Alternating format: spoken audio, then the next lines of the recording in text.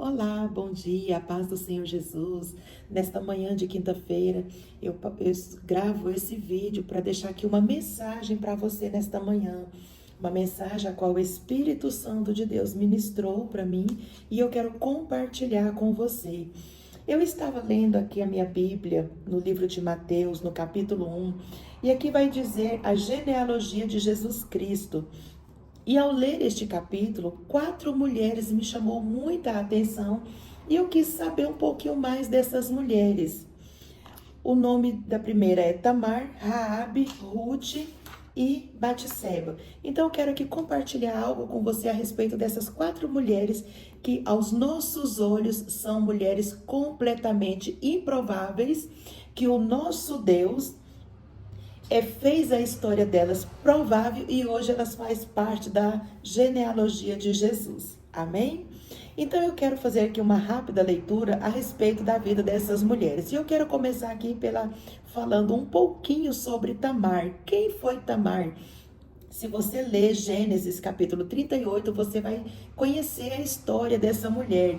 A palavra do Senhor está escrita em Gênesis capítulo 38 que Judá teve um filho, e esse filho, seu primogênito, tinha o nome de e Judá pega o seu filho e casa ele com Tamar. E a palavra do Senhor vai nos dizer que eles não tiveram filhos.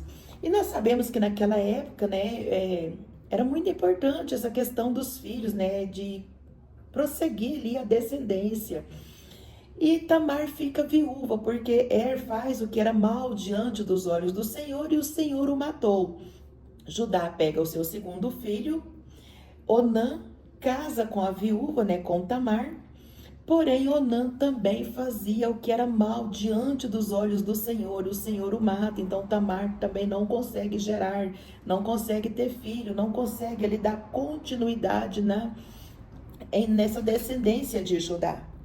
E ao ficar, né, viúva pela segunda vez, Judá faz-lhe uma promessa para Tamar. Ele disse: olha, Tamar, você fica viúva na casa do teu pai, e quando o meu terceiro filho, Selá, estiver grande na idade que pode casar-se, você casa com ele para ter filhos. Porém, Judá faz a promessa, mas ele não cumpre com essa promessa. Tamar vai para a casa dos seus pais, fica ali viúva, porém chega a notícia a Tamar de que o seu sogro Judá estaria em Tímina. E ao ficar sabendo disso, ela cobre o seu rosto com véu e vai sentar-se à beira do caminho. Quando Judá está passando, ele vê aquela mulher com seu rosto tampado, pensa que ela é uma prostituta e vai ter com ela. E ela fica grávida do seu sogro. Então Tamar foi considerada uma mulher prostituta. Quando chega a notícia, né, a Judá que ela estaria grávida, ele manda que tirasse ela para fora para matar. Só que aí ela tinha, né, ali pegado alguns pertences deles e ela mostra esses pertences, e aí a gente sabe ali toda a história. E ela concebeu e ela teve os filhos, ela não morreu, porque o Senhor o preservou a sua vida. E aí a segunda mulher que eu quero aqui relatar um pouquinho da história dela é Raabe. Nós sabemos, quando fala Raabe, todo mundo já sabe, né? A prostituta de Jericó. E é interessante que tanto o escritor de Hebreus quanto o escritor de Tiago testifica a respeito de Raabe. Um enfatiza a fé que inspirou o seu ato, enquanto o outro enfatiza o seu ato como uma necessária expressão de fé. Você pode estar lendo Hebreus capítulo 11, no versículo 31, e em Tiago capítulo 2, versículo 25. E é a terceira mulher também que eu quero dar ênfase, que é Ruth. Ruth, uma moabita. Desculpa, porque eu estou um pouco rápida e às vezes me tropeço um pouquinho nas palavras. Ruth, nós sabemos também a história linda de Ruth, dessa moabita que casa com Boaz. E aqui, né, ao ler a história de Ruth, nós vemos que Deus não faz acepção de pessoas, demonstrando isso, né, moabita, para estar na ancestralidade do grande rei Davi, bem como também revelando a universalidade da graça de Deus. Então aqui, ao ler a história de Ruth, fica muito claro, né? Fica muito evidente aqui que o Senhor, Ele não faz acepção de pessoas, porque de um lado, uma mulher muito improvável, uma moabita, e aí essa moabita, né? Ela aceita Cristo, ela vem, né? Se converte e se torna bisavó do rei Davi. E a quarta mulher que eu quero aqui também falar um pouquinho sobre ela é Betseba. Batseba, esposa de Urias também, muito conhecida. Quando fala Batseba, a gente já, na hora, a gente já sabe a história, né? Ah, é a mulher que teve um caso extraconjugal com o rei Davi, a mulher de Urias, a qual Davi mandou matar. E aí, posteriormente, né, Davi casa-se com Batseba e tem ali seu filho. Ele teve outros filhos também, mas o que mais dá ênfase aqui é o rei Salomão. Quem não conhece a história do rei Salomão, né? Todos conhecem a história. Então, é sobre essas mulheres que eu quero falar nesta manhã. Aí você se olha para você e pensa assim: o meu sonho não vai se tornar realidade porque eu sou uma pessoa improvável, eu sou o menor da casa, comigo não vai acontecer, é impossível de acontecer na minha vida, na minha história, porque eu sou uma pessoa improvável. E eu venho aqui nesta manhã, direcionada, impulsionada pelo Espírito Santo de Deus, dizer sim que o seu sonho, ele vai se tornar realidade. O que você precisa fazer é ser obediente à palavra do Senhor e fazer o que é bem, o que é bom, o que é correto diante dos olhos do nosso Deus, para que o nosso Deus ache graça em você e possa fazer o seu sonho se tornar realidade. Então aqui, diante desta palavra, fica claro que para o nosso Deus não existe nada impossível. Eu quero que você tome posse dessa palavra. Eu quero que essa palavra seja ministrada ao seu coração como uma palavra de fé, como uma palavra de ânimo, como uma palavra de que ainda há esperança.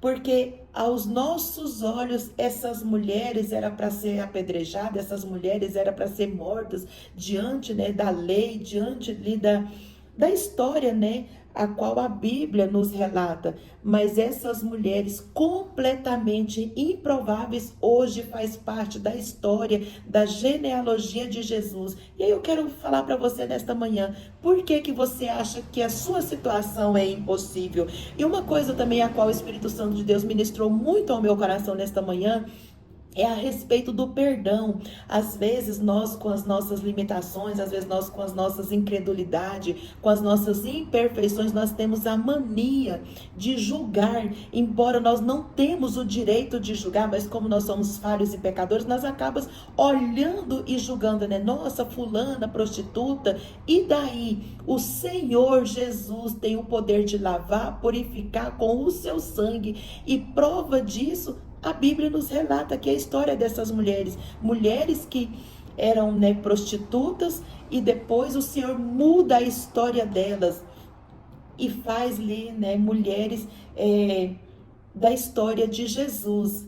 Então eu deixo aqui essa palavra para você nesta manhã, que ainda há uma esperança e o Senhor, Ele ainda pode realizar o desejo do seu coração. Se você pensa que você é improvável, que você não vai conseguir, eu venho aqui nesta manhã dizer que você vai conseguir sim. Apenas continua na posição de filho temente e obediente, porque assim como o Senhor fez na vida delas, Ele faz na minha e faz na sua vida.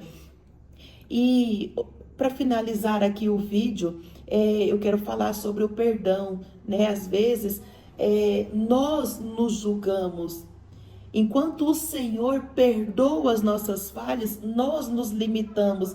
Eu não vou fazer, eu acho que eu não vou conseguir porque eu não consigo me perdoar por tal ato que eu cometi outrora no passado.